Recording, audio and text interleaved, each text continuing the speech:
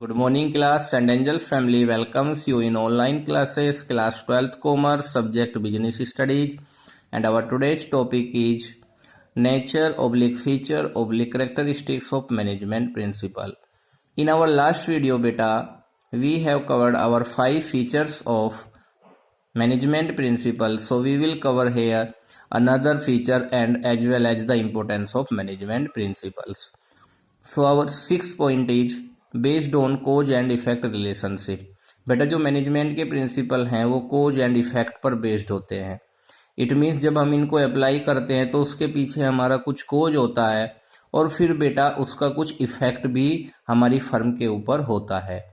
बेटा इसको आप एग्जाम्पल से समझ सकते हैं। यदि किसी फर्म के अंदर एम्प्लॉइज जो हैं बेटा उनको एक से ज़्यादा सुपीरियर से कमांड मिल रही है और वो बेटा कंफ्यूजन में रहते हैं कि वो किस सुपीरियर की कमांड को एक टाइम पर फॉलो करे।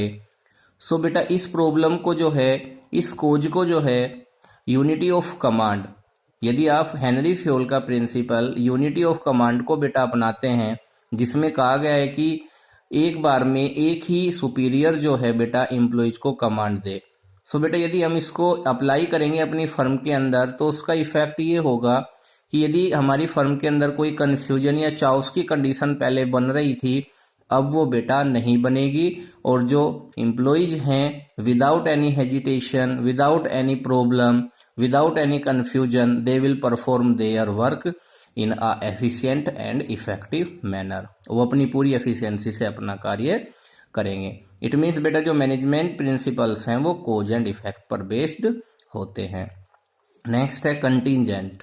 बेटा जो मैनेजमेंट प्रिंसिपल हैं ये कंटीजेंट इसलिए होते हैं क्योंकि इनकी जो एप्लीकेशन है वो फर्म टू फर्म डिपेंड करती है।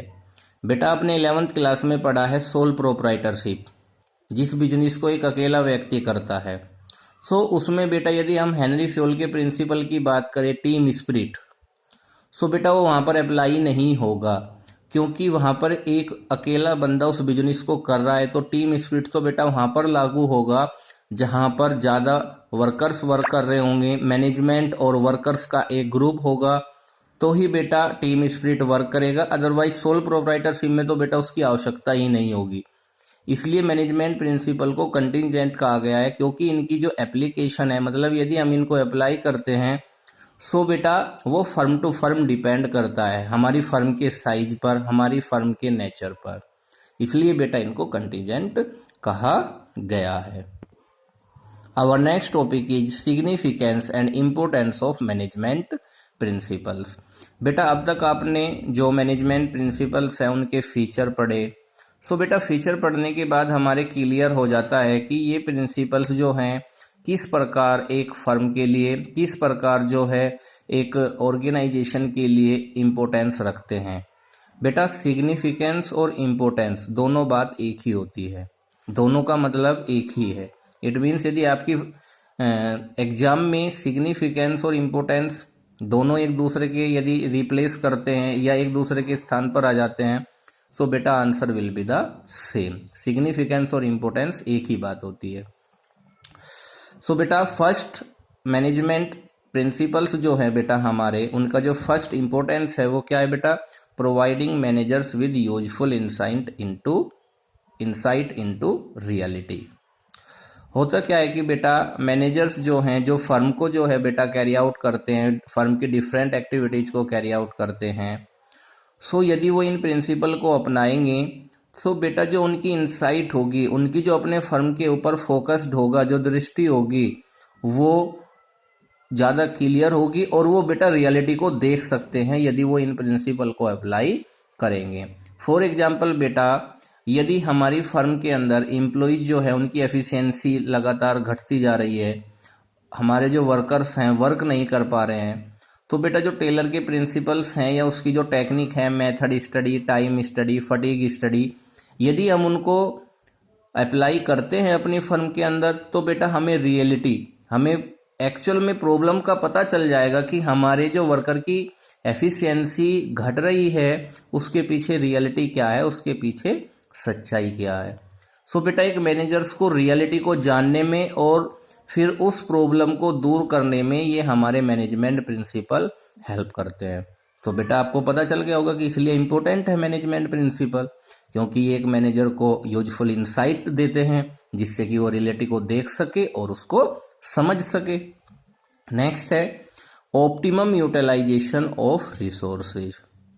बेटा जैसे आपने हेनरी फ्योल के बहुत सारे प्रिंसिपल पढ़े हैं, आप यदि डिसिप्लिन को अप्लाई करेंगे, अथॉरिटी रेस्पॉन्सिबिलिटी को अपनी फर्म में अप्लाई करेंगे, ऑर्डर प्रिंसिपल ऑफ ऑर्डर को अप्लाई करेंगे, डिवीजन ऑफ वर्क को अप्लाई करेंगे, सो बेटा रिसोर्सेज चाहे मटेरियल रिसोर्सेज हो या आपके ह्यूमन बीइंग रिसोर्सेज हो, आप दोनों से ही बेटर से बेटर यूटिलाइजेशन ले सकते हैं। आप अपने रिसोर्सेज का बेटर से बेटर यूटिलाइजेशन कर सकते हैं यदि आप इन मैनेजमेंट के प्रिंसिपल को अपनी फर्म में अप्लाई करते हैं।